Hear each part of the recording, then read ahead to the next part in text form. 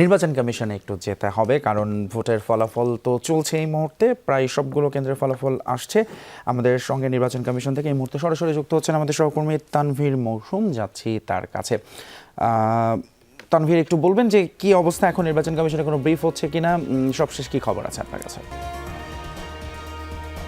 কমিশনের ব্রিফিং বলতে সেই যে তখন শুরু হয়েছে, ইসি সচিব যখন শুরু করেন এবং তখন আংশিকভাবে বিভিন্ন জায়গার অল্প কিছু ভোট কেন্দ্রের যে ফলাফল সেটি যখন শুরু করা হয়, তারপর থেকে আমরা দেখতে পেয়েছি যে এখন এসে যখন আসলে ভোর হতে চলেছে বা ভোর হয়ে গেছে বলা যায়, এ সময় এসে কিন্তু মোটামুটি একটি কেন্দ্রের বা একটি আসনের যতগুলো ভোট কেন্দ্র আছে সব ভোট কেন্দ্রেরই আমরা একটি সম্পূর্ণ ফলাফল পাচ্ছি।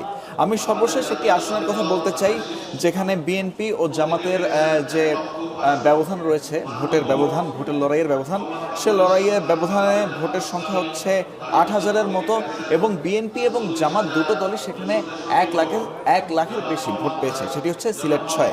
এই সিলেট 6 মোট কেন্দ্র হচ্ছে 193টি এবং এই 193টি কেন্দ্রে বিএনপি পেয়েছে 1,09,914 ভোট এবং জামাত পেয়েছে 1,01,569 ভোট। তবে এই বিষয় নিয়ে আজকে সারা রাতে যা কিছু ঘটে গেল এবং এছাড়া আমরা দেখেছি যে বিভিন্ন রাজনৈতিক দলের প্রতিনিধি দল যারা রয়েছে, রাজনৈতিক দলের প্রতিনিধিরা আসেন ইসিতে এবং সেই বিষয়গুলো নিয়ে আমরা বিস্তারিত আলোচনা করব আমাদের আরেক সহকর্মী লাভলি বিথির সাথে, যিনি সারা রাত আমার সাথে ইসিতে ছিলেন এবং তিনি আসলে ফলো করেছেন পুরো বিষয়টা। আমরা তার কাছ থেকে কিছু ব্যাপারে জানতে চাই।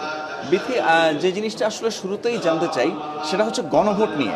এখন আমরা আসলে দেখছি যে আসলে বিভিন্ন সংসদীয় আসনের যে ফলাফল সেগুলোর ব্যাপারে বলছে, কিন্তু গণভোট নিয়ে কিন্তু আমরা এভাবে স্পষ্ট কোনো ফলাফল বা স্পষ্ট কোনো ঘোষণা পাচ্ছি না। এই ক্ষেত্রে আসলে গণভোটের ফলাফলটা ঠিক কিভাবে নির্ধারণ করবে ইসি? তানভীর, নির্বাচন কমিশন কিন্তু শুরুতেই বলে দিয়েছিল যে গণভোটের যে ফলাফল সেটি মূল যে ফলাফল অর্থাৎ সংসদ নির্বাচনের যে ফলাফল তার সাথে ঘোষণা করবে, আসন ভিত্তিক তারা ঘোষণা করবে না। কিন্তু আমরা দেখেছি আসন ভিত্তিক যে চূড়ান্ত রেজাল্ট শিট দেখলাম, সেখানে প্রত্যেকটি আসনে লেখা আছে গণভোটে কোনটি হ্যাঁ কোনটি না, কিন্তু ঘোষণা করার ক্ষেত্রে তখন সবগুলো একসাথে করে তারপর তারা ঘোষণা করবে। মূলত এই হচ্ছে ওরা আগে থাকতে বলে রেখেছিল, এটি হচ্ছে প্রক্রিয়া যে এইভাবেই গণভোটে গণনাটে তারা করছে এবং ঘোষণাটি তারা দেবে। আচ্ছা, এক্ষেত্রে আরেকটি জিনিস হচ্ছে যে এখন তো যেসব সংসদীয় আসনের ফলাফলগুলো দেওয়া হচ্ছে তার মধ্যে আমরা দেখেছি যে ফলাফল যখন ঘোষণা করা হলো রাতের বেলা, নির্বাচন আসলে শেষ হওয়ার ঘন্টা 3 পর, এরপর থেকে আসলে অনেকগুলো ফলাফলই আমরা পেয়েছি, কিন্তু আমরা ঢাকার আসন যেগুলো রয়েছে সেগুলোর ফলাফলগুলো কিন্তু পাচ্ছিলাম না। এটার আসলে কারণ কি? এতটা দেরি হওয়ার কারণ কি? অন্য সব আসনের, ঢাকার বাইরে সব আসনের ফলাফলগুলো আমরা পেয়ে যাচ্ছি, কিন্তু ঢাকার আসনগুলো আমরা পাচ্ছি না বা ফলাফল পেতে অনেক দেরি হচ্ছে। এটা আসলে কেন হচ্ছে? এটার আসলে সুনির্দিষ্ট কারণ কিন্তু বলা যায় না, তবে কিছু বিষয় আছে ঢাকার, যেমন কয়েকটি আসন নিয়ে কিন্তু একদম শেষ মুহূর্তে সেটা সমাধান হয়েছে। যেমন আমরা ঢাকা 8-এর কথা বলি, সেখানে মির্জা আব্বাসের যে 8-এর যে ব্যালট শিটটা আছে, ব্যালট শিটে যেহেতু 11টা, তার মানে 5টা জোড়া সমান হওয়ার কোনো সুযোগ নেই, একটায় 5টা একটা 6টা। তো ধানের শীষের পাশে যে একটা গ্যাপ ছিল, অনেকে ভুল করে সেই জায়গাটা হচ্ছে সিল মেরে দিয়েছে ধানের শীষে। তো সে কারণে কোনো জায়গায় মির্জা আব্বাসের ভোট বাতিল হয়ে গেছে। মূলত এই বিষয়গুলো নিয়ে হচ্ছে যে একটু দুই দল এনসিপি, মির্জা আব্বাস, এগুলো নিয়ে একটু টানাপোড়েন ছিল। সেম ঘটনা ঘটেছে 13তে কিন্তু আমরা বেশ হাড্ডাহাড্ডি দেখেছি এবং সেখানে কিন্তু মামুনুল হক অর্থাৎ বাংলাদেশ খেলাফত মজলিস, সেম ঘটনা ঘটেছে, তার মার্কার পাশে হচ্ছে গ্যাপ ছিল, সুতরাং ভোট দেওয়ার ক্ষেত্রে গ্যাপে ভোট দিয়ে ফেলেছে। এই বিষয়গুলো মূলত যতটুকু বুঝতে পেরেছি এই দুটি বিষয় হয়তো আদালতেও যেতে পারে যদি তারা এই বিষয়গুলোতে সন্তুষ্ট না হয়। আর আরও যে বিষয়গুলো আছে, যেমন 17-র ক্ষেত্রে যেমনটি অভিযোগ করেছে জামায়াতে ইসলামী, যে ঢাকা 17 আসনের মধ্যে প্রিজাইডিং অফিসার কয়েকটি সাইন করার পর কয়েকটি সিট অর্থাৎ 5 থেকে 6টি সিট হচ্ছে সাইন করার পর আবার ওভাররাইড করেছে, এই একটি অভিযোগ রেখেছে। তারপর ঢাকা 16 কিন্তু দেখছি যে প্রথমে আমিনুল হক এগিয়ে আছে, তারপর সমান হলো, এরপরে দেখলাম হচ্ছে জামায়াতে ইসলাম অর্থাৎ ডক্টর আব্দুল বাতেন এগিয়ে আছে। পরে শেষ পর্যন্ত দেখা গেল 2000 ভোটের একটি পার্থক্য আছে, কিন্তু পোস্টাল ব্যালটে আবার আমরা দেখলাম যে 2860 মতো পোস্টাল ব্যালটে ভোট গণনা বাকি ছিল।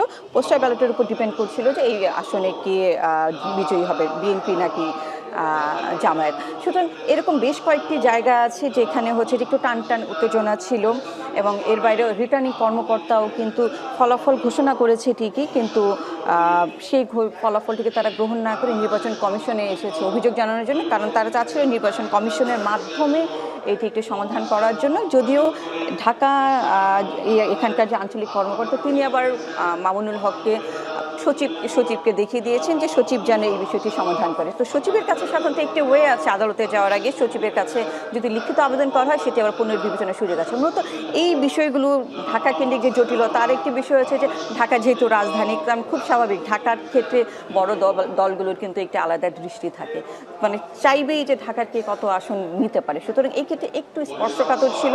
আর বড় মতেই বলতে হয় নির্বাচন কমিশন এবার ভোটের ফলাফলের ক্ষেত্রে, ঘোষণার ক্ষেত্রে অন্যান্য সববারের তুলনায় অনেক বেশি দেরি করেছে, গড়িমসি করেছে, যেটা আসলে এর আগে কখনোই হয়নি। যেমনটি বিথি বলছিলেন যে আসলে আজকের এই নির্বাচনের ফলাফলের ক্ষেত্রে আসলে এমন অনেকগুলো ব্যতিক্রমধর্মী ব্যাপার আমরা দেখেছি যেগুলো আসলে আগের নির্বাচনে দেখা যায়নি। তবে যেমনটি বলছিলাম যে ঢাকার ফলাফল দিতে দেরি হয়েছিল, তবে নির্বাচন কমিশন থেকে আনুষ্ঠানিকভাবে ঢাকার কিছু আসনের ফলাফল দেওয়া হয়েছে। ঢাকা একে ধানের শীষ পেয়েছে 1,74,186 ভোট এবং দাঁড়িপাল্লা প্রতীকে পেয়েছে 1,12,622 ভোট এবং এরকম বেশ কিছু ঢাকার আসনের ফলাফল কিন্তু আমরা পেয়েছি। তিতুমির, অসংখ্য ধন্যবাদ তানভীর মৌসুম। নির্বাচন কমিশন থেকে যুক্ত হয়েছিলেন আমাদের সঙ্গে, জানাচ্ছিলেন সবশেষ খবর সেখানকার এবং বেশ কিছু ফলাফলের আপডেটও আমরা পেয়ে গেলাম এই মুহূর্তে।